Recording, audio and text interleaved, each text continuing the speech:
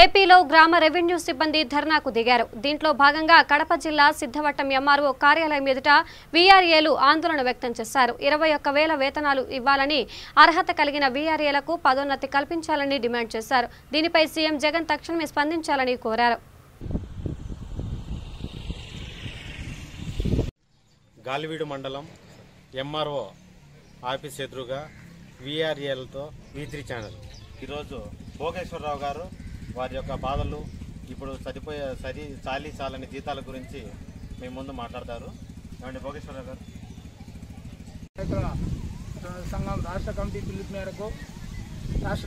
మేరకు దశల వారీగా ఆందోళన చేయాలని పిలుపునిచ్చింది. అందులో భాగంగా గాలివీడు మండలం తహసీల్దార్ కార్యాలయం ఎదుట ఈరోజు రెండో రోజు దీక్ష చేస్తున్నాము.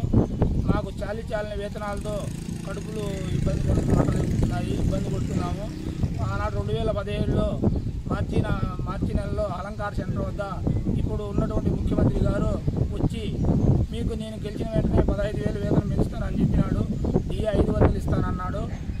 మరియు వారసత్వ హక్కు నామినీలుగా ఇస్తానన్నాడు. కానీ 2 సంవత్సరాలు అవుతున్నా ఇప్పటి వరకు ఏమీ స్పందించలేదు. కావున దయవించి మా కడుపు మంటలు చల్లార్చి మా ఓటు చూసి మాకు న్యాయం చేయాలని ప్రభుత్వాన్ని డిమాండ్ చేస్తున్నాం. దశల వారీగా ఆందోళనలో పలకపోతే చలో విజయవాడ. మండల నాయకుడైన నారాయణ అన్నగారి ఆధ్వర్యంలో వీఆర్ఏల సంఘం ఇక్కడ 3 రోజులు కార్యక్రమం ఏర్పాటు చేయడం జరిగినది. మేము గత 10 సంవత్సరాల నుంచి మా తండ్రి స్థానంలో మేము చేస్తున్నాము. కానీ గతంలో చంద్రబాబు నాయుడు గారు ఇస్తామని చెప్పారు. ఆయన కూడా మధ్యంతరంలో ఇవ్వడం లేదు. కనీసం నేను వస్తానే ఇస్తా అని చెప్పి 2 సంవత్సరాలు అయింది.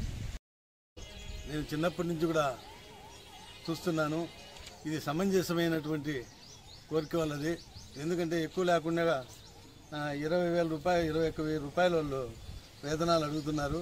ఇప్పుడు ఇచ్చిన 10,000 చిల్లర అది ఎందుకు పనికిరాదు. ఎందుకంటే అన్ని ఉద్యోగాల కంటే ఇది వీఆర్ఏల ఉద్యోగం చాలా కష్టతరమైంది.